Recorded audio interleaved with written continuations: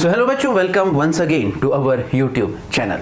तो ये जो पीवाईक्यू सीरीज हमने चालू करी थी, आज उसका इलेक्ट्रोस्टैट्स जो चैप्टर है जेईई मेंस 2025 के जो पीवाईक्यूज हम सॉल्व कर रहे थे, आज उसका आखिरी वीडियो होगा और बचे जो क्वेश्चंस हैं वो आज के हम इस वीडियो में सॉल्व करेंगे। जिन लोगों ने हमारे पुराने वीडियोज नहीं देखे वो एक बार डिस्क्रिप्शन में हमने हमारी जो प्ले लिस्ट है इलेक्ट्रोस्टैट्स जेईई मेंस 2025 के पीवाईक्यूज की वो दे रखी है, तो एक बार जो प्रीवियस जो वीडियोज हैं उन्हें एक बार जाकर के जरूर देख लें। और हर बार के जैसे वीडियो में मैं बोलता हूं कि जेईई मेंस की प्रैक्टिस के लिए जो पीवाईक्यूज होते हैं लास्ट 5 इयर्स के बहुत इंपॉर्टेंट होते हैं और एक बहुत इंपॉर्टेंट सोर्स होते हैं प्रैक्टिस के लिए।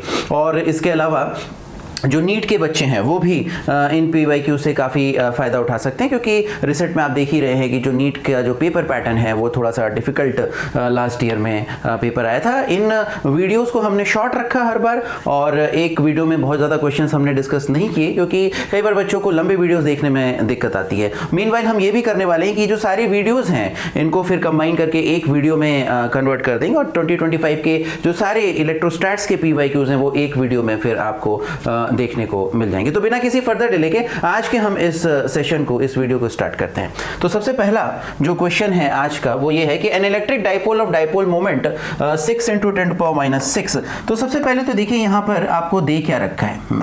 क्वेश्चन में कभी भी जब आप क्वेश्चन सॉल्विंग करने जाते हैं तो दो चीजें बहुत इंपॉर्टेंट होती हैं पता करना, कि एक तो ध्यान से क्वेश्चन को आपको पढ़ना है, उसके बाद आपको ये देखना है कि उस क्वेश्चन में गिवन क्या है, पूछा क्या है। ठीक है, गिवन क्या है, पूछा क्या है, ये बहुत इंपॉर्टेंट है। अगर ये चीज समझ ली तो फटाक से फिर क्वेश्चन तो हो ही जाना है। तो यहां पर आप देखिए कि जो डाइपोल है वो कितना दे रखा है, डाइपोल का dipole moment P that is equal to 6 × 10⁻⁶ ये आपको यहां पर दे रखा है और इसको एक यूनिफॉर्म इलेक्ट्रिक फील्ड में रख रखा है। E इज इक्वल टू 10⁻⁶, ये E की वैल्यू यहां पर दे रखी है। ठीक है, और इसे पैरेलल रखा गया है। The work that needs to be done on the dipole to make its dipole moment opposite to the field will be. देखिए इस तरह का क्वेश्चन हम ऑलरेडी प्रीवियस वीडियो में भी सॉल्व कर चुके हैं और मैंने आपको बताया था कि जेईई मेंस के जो क्वेश्चंस होते हैं सिमिलर कॉन्सेप्ट पे बेस्ड जो क्वेश्चंस हैं, पैटर्न्स जो हैं वो रिपीट होते रहते हैं। तो ये तो इसी साल में 2025 में ही 2-3-4 एक ही टाइप के क्वेश्चन आ गए, लेकिन आप 2024 और 2023 के भी पीवाईक्यूज करेंगे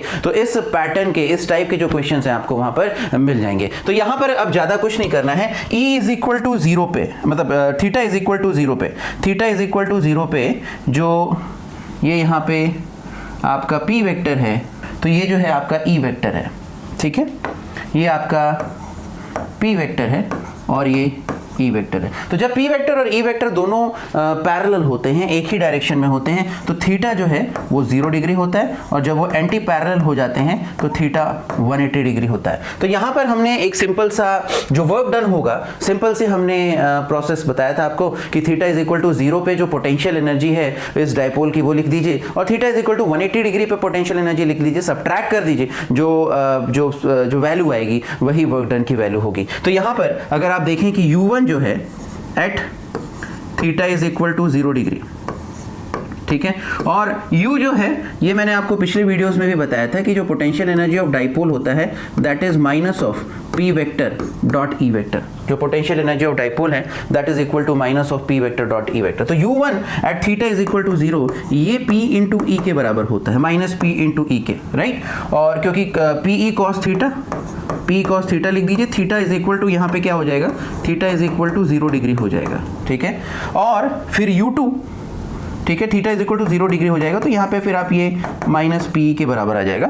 ठीक है, और अगर फिर आप U2 at theta is equal to 180 degree पे देखें तो ये कितना आ जाएगा, ये आपके पास आ जाएगा minus of PE cos 180 degree, तो ये आपके पास आ जाएगा प्लस PE। ठीक है, और जो W है, W आपका हो जाएगा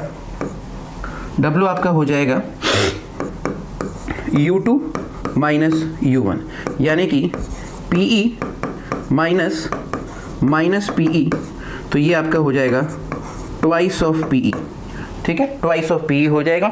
बस अब कुछ नहीं करना है, अब वैल्यूज पुट कर देनी है। तो W जो है ये आपका कितना निकल के आएगा, तो ये आपका निकल के आएगा ट्वाइस ऑफ P आपका यहाँ पे दे रखा है 6 × 10⁻⁻⁶ और जो E दे रखा है दैट इज 10⁻⁻⁶। तो ये 12 जूल्स जो है इसका आंसर निकल के आ जाएगा। तो इसका जो आंसर है, ये न्यूमेरिकल वैल्यू क्वेश्चन था, इसका जो आंसर है 12 निकल के आएगा। तो बहुत ही ज़्यादा सिंपल क्वेश्चन था, बस इसमें u is equal to minus P dot E, ये फॉर्मूला आपको पता होना चाहिए। थीटा इज इक्वल टू 0 पे पोटेंशियल एनर्जी निकाल दीजिए, theta is equal to 180 degree पे पोटेंशियल एनर्जी निकाल दीजिए, सब्ट्रैक्शन कर दीजिए, आंसर आपका आ जाएगा। चलिए, तो now we go to the next question. तो नेक्स्ट क्वेश्चन में देखिए क्या पूछा गया कि square loop of radius a is equal to 1 centimetre is held normally in front of a point charge q is equal to 1 coulomb at a distance a by 2। The flux of the electric field through the shaded region is where the value of p। तो देखिए यहाँ पर ये जो है ये एक square दे रखा है, हम यहाँ पे गॉस लॉ का यूज करेंगे, सिमेट्री का यूज करेंगे, सिमेट्री का यूज करेंगे, गॉस लॉ का यूज करेंगे, ठीक है। तो यहाँ पे अगर आप एक क्यूब बना लीजिए, अगर एक क्यूब बना लीजिए और उस क्यूब के सेंटर पे आपने ये जो क्यू चार्ज है ये रख दिया है, और ये जो क्यूब के सेंटर पे ये जो चार्ज रखा हुआ है, ये हर साइड से, क्यूब के हर साइड से जो इसका डिस्टेंस है, क्यूब के हर साइड से जो इसका डिस्टेंस है वो आपका कितना हो जाएगा। अगर क्यूब की जो साइड लेंथ है वो a by 2 है, सॉरी a है, तो क्यूब के हर साइड से जो इसकी डिस्टेंस होगी वो a by 2 हो जाएगी, ठीक है। तो यहां पर हम फिर सिमेट्री का यूज कर सकते हैं, ठीक है। तो यहां पर हमने क्या देखा कि एक स्क्वायर है और ये जो चार्ज है इसे a by 2 डिस्टेंस पे रखा है, तो आप सिमेट्री से क्या करिए, एक पूरा क्यूब एज्यूम कर लीजिए और उस क्यूब के सेंटर पे ये जो चार्ज है रखा हुआ है, हर साइड से जो चार्ज की दूरी होगी वो a by 2 हो जाएगी। पूरे के पूरे क्यूब से जो फ्लक्स की वैल्यू होगी 5, पूरे के पूरे क्यूब से जो फ्लक्स की वैल्यू होगी वो q by एप्सिलॉन नॉट होगी, ठीक है। पूरे के पूरे क्यूब से जो फ्लक्स की वैल्यू होगी वो q by एप्सिलॉन नॉट होगी। तो एक फेज से कितनी होगी, यहाँ पे ये जो है बेसिकली ये जो स्क्वायर है, ये स्क्वायर है, अगर हम सिमेट्री का यूज करेंगे और एक क्यूब एज्यूम कर लेंगे और इस चार्ज को उस क्यूब के सेंटर पे रखा हुआ मानेंगे, तो उस क्यूब के हर साइड से जो फ्लक्स होगा वो q by 6 एप्सिलॉन नॉट होगा। तो यहाँ पर ये जो साइड है, ये जो साइड है, इससे जो फ्लक्स होगा that will B q by 6 epsilon naught. तो 5 through any side that will be equal to q by 6 epsilon naught, q by 6 epsilon naught, ठीक है। तो यहां पर हमें एक साइड से आपको जो फ्लक्स है वो पता लग गया, यहां पर एक साइड से आपको फ्लक्स पता लग गया है। अब हमें पता क्या करना है, पता ये करना है कि इस शेडेड रीजन से कितना फ्लक्स है। इस शेडेड, ये जो यहाँ पे ये जो पूरा शेडेड रीजन यहाँ दे रखा है, ये पूरा शेडेड रीजन, इससे फ्लक्स कितना है, ठीक है। तो इस पूरे स्क्वायर से आपको फ्लक्स पता लग गया q by 6 एप्सिलॉन नॉट। अब ये जो शेडेड रीजन है, ये स्क्वायर का कितना फ्रैक्शन है, ये हम यहाँ पे आराम से निकाल सकते हैं। देखिए ये वाला जो पोर्शन है, ये वाला जो पोर्शन है, देखिए अब यहाँ पे ध्यान से देखिए, ये वाला जो पोर्शन है, ये जो पोर्शन है ये 1/4 है इस पूरे शेडेड रीजन का, ये भी 1/4 ही है, और ये इस शेडेड रीजन का 1/8 है, ठीक है। सॉरी, ये उस पूरे स्क्वायर का, ये जो पूरे स्क्वायर का ये जो शेडेड रीजन है ये 1/4 है। ये दूसरा वाला जो है ये भी, ये शेडेड रीजन भी इस पूरे स्क्वायर के रीजन का एरिया का 1/4 है, और ये जो शेडेड रीजन है इस पूरे स्क्वायर के एरिया का 1/8 है, ठीक है। फिर से ये जो शेडेड रीजन है इस पूरे स्क्वायर के एरिया का 1/4 है, ये जो शेडेड रीजन है अगेन इस पूरे स्क्वायर के एरिया का 1/4 है, और ये जो शेडेड रीजन है इस पूरे स्क्वायर के एरिया का 1/8 है। तो टोटल एरिया कितना हो गया सर, टोटल एरिया कितना हो गया सर यहाँ पे, तो टोटल एरिया अगर आप देखेंगे तो ये हो जाएगा हाफ, 1/4 प्लस 1/4 हाफ प्लस 1/8। तो ये कितना आ जाएगा, ये आपके पास आ जाएगा 4/8 plus 1/8 that is equal to 5/8, ठीक है। तो इस पूरे स्क्वायर से, इस पूरे स्क्वायर से जो फ्लक्स है वो कितना है, q by 6 एप्सिलॉन नॉट है, और इस शेडेड रीजन से कितना है, जितना इस पूरे स्क्वायर से है उसका 5/8, उसका 5/8, क्योंकि ये जो एरिया है शेडेड रीजन वाला वो उस पूरे स्क्वायर के एरिया का 5/8 है। तो इससे जो फ्लक्स जाएगा शेडेड रीजन से वो पूरे स्क्वायर से जो फ्लक्स जा रहा है उसका 5/8 टाइम्स जाएगा, राइट। तो यहाँ पे बस कुछ नहीं करना है, 5 थ्रू शेडेड रीजन, 5 थ्रू अगर हम कहें shaded region that will be equal to 5/8 into q by 6 epsilon naught. तो ये कितना निकल के आ जाएगा, ये आपका निकल के आ जाएगा 5q by 48 एप्सिलॉन नॉट, और यहाँ पे जो q है, यहाँ पे जो q है ये आपको 1 कूलम दे रखा है, q आपको 1 कूलम दे रखा है। तो यहाँ से जो phi निकल के आएगा शेडेड रीजन का, phi थ्रू शेडेड रीजन, ये कितना निकल के आएगा, तो Q को अगर आप 1 रख देंगे तो 5/48 एप्सिलॉन नॉट ये निकल के आएगा, राइट। तो यहाँ से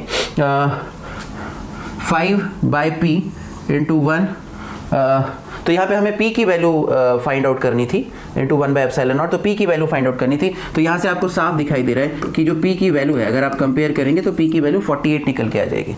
P की जो वैल्यू है यहाँ से साफ दिखाई दे रहा है 48 निकल के आ जाएगी। तो इसका जो आंसर है इट इज़ 48, इसका जो आंसर है इट इज़ 48, ठीक है। तो बहुत ही एक तरह से सिंपल क्वेश्चन था। इसमें सिमेट्री का यूज़ करके पहले आप उस स्क्वायर से फ्लक्स निकाल दीजिए तो वो Q/6 एप्सिलॉन नॉट होगा, और फिर शेडेड रीजन से इस स्क्वायर से जो फ्लक्स निकल रहा है, शेडेड रीजन जो है उस स्क्वायर के एरिया का 5/8 टाइम्स है, तो इस स्क्वायर से जो फ्लक्स निकलेगा, इस शेडेड रीजन से जो फ्लक्स निकलेगा, तो जो इस स्क्वायर से फ्लक्स निकल रहा है उसका 5/8 टाइम्स हो जाएगा। बस, तो दैट्स इट, हमने यही किया है यहाँ पर। अब आगे बढ़ते हैं।